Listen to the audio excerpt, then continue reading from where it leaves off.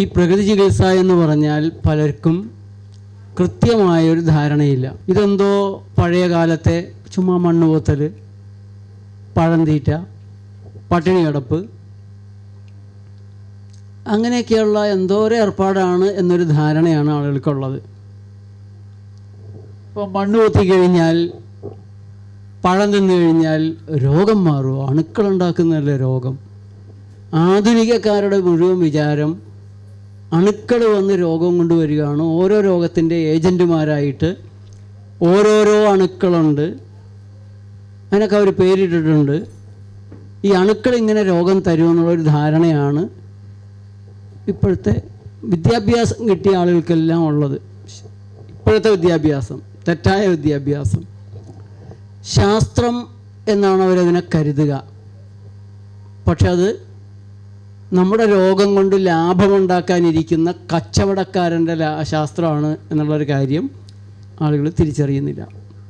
അപ്പോൾ കച്ചവട ശാസ്ത്രത്തെയാണ് അവർ കാണുന്നത്. ആ കച്ചവട ശാസ്ത്രം പറഞ്ഞിട്ടുള്ള കുറേ കാര്യങ്ങളുണ്ട്. നിങ്ങൾക്കൊരു രോഗം വന്നാൽ നിങ്ങളായിട്ടൊന്നും ചെയ്യരുത്, നിങ്ങൾ ഞങ്ങളുടെ അടുത്ത് വരണം, ഞങ്ങളുടെ ചികിത്സ മാത്രമേ ചെയ്യാവൂ, ഞങ്ങളുടെ മരുന്ന് തന്നെ കഴിക്കണം, ഇങ്ങനെയൊക്കെ നമ്മളെ പഠിപ്പിച്ചു വെച്ചിട്ടുണ്ട്. അതിന് വിരുദ്ധമായിട്ടാണ് നമ്മൾ പറയുന്നത് രോഗത്തെ പേടിക്കേണ്ട ആവശ്യമില്ല. നിങ്ങൾക്കൊരു രോഗം വന്നു കഴിഞ്ഞാൽ നിങ്ങൾ രോഗത്തെ അല്ല ചികിത്സിക്കേണ്ടത്, രോഗമുണ്ടാകാനിടയായ കാരണത്തെയാണ്. അപ്പം കാരണം എന്താണ് എന്നുള്ളൊരു അന്വേഷണത്തിൽ നിങ്ങൾ ചെന്നെത്തുന്നത് നിങ്ങൾ കഴിക്കുന്ന ഭക്ഷണപാനീയങ്ങൾ, വായു, ഇങ്ങനെയുള്ള സാധനങ്ങളിലായിരിക്കും. അപ്പം അതിൽ മാറ്റം ഉണ്ടാക്കിയാൽ മതി, തനിയെ രോഗം മാറിപ്പോകും. അപ്പോൾ തനിയെ രോഗം മാറിപ്പോകും എന്ന് പറയുന്നിടത്ത്, അല്ലെങ്കിൽ വലിയ ചിലവില്ലാതെ കിട്ടുന്ന വായു, വെള്ളം, കഴിക്കുന്ന ഭക്ഷണം, ഏതായാലും ഭക്ഷണം കഴിക്കണം, പിന്നെ അതുപോലെ വെയിൽ, ഇതുകൊണ്ടൊക്കെ രോഗം മാറുക എന്ന് പറഞ്ഞാൽ അത് അംഗീകരിക്കാൻ വൻകിട ഫാർമസ്യൂട്ടിക്കൽ കമ്പനികൾക്കും വലിയ ആശുപത്രികൾക്കും ഡോക്ടർമാർക്കും സാധിക്കില്ല. അത് വലിയൊരു ആപത്തായിട്ടാണ് അവർ കരുതുന്നത്. അവർക്ക് രോഗം വേണം, രോഗി വേണം. രോഗവും രോഗിയുമാണ് അവരുടെ ലാഭം. വൻകിട മരുന്ന് കമ്പനികളാണെങ്കിൽ അവർക്ക് ആവശ്യമുള്ള രോഗികളെ അവരുണ്ടാക്കുകയാണ്. ഇപ്പോൾ അവരുടെ മരുന്ന് വിൽക്കാനുള്ള രോഗത്തെയും അവർ തന്നെ ഉണ്ടാക്കുകയാണ്.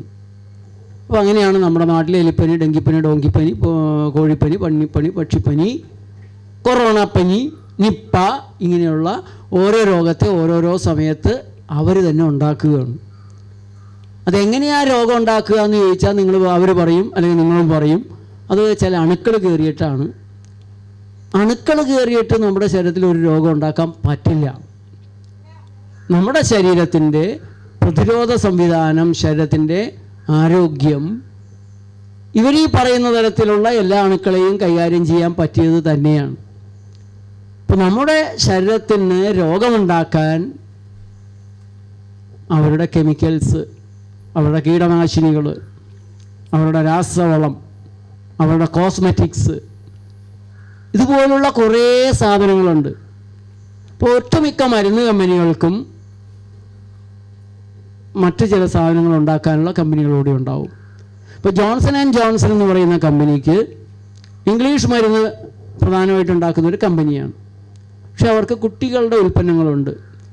Baby shampoo, baby oil, baby powder, baby soap, baby massage oil തുടങ്ങിയിട്ട് നിരവധി ഉൽപ്പന്നങ്ങളുണ്ട്.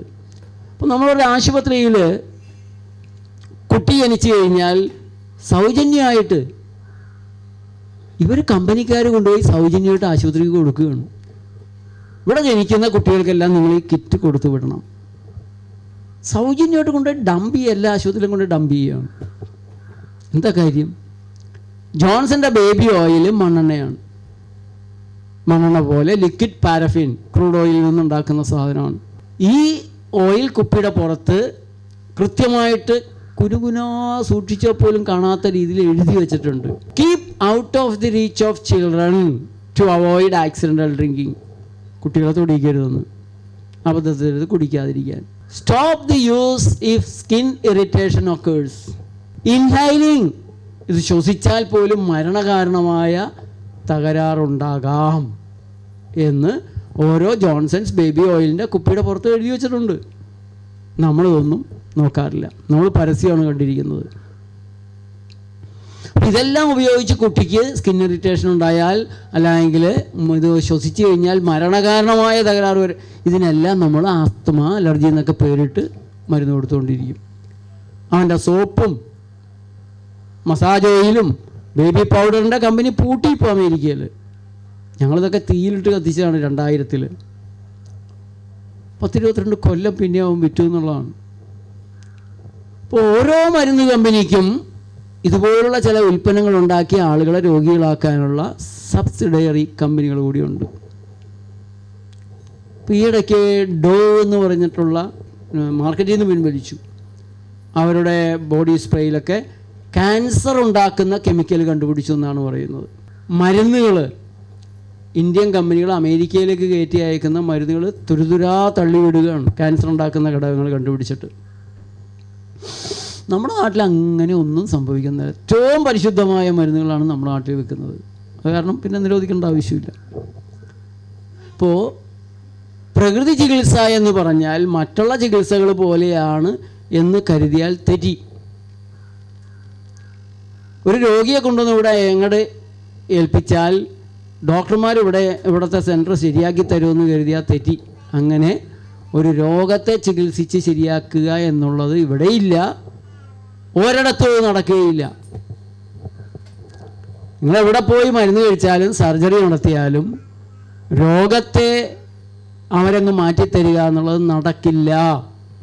കാരണം രോഗം കർമ്മഫലമാണ്. രോഗം കർമ്മഫലമാണ്. എന്ത് കർമ്മഫലം?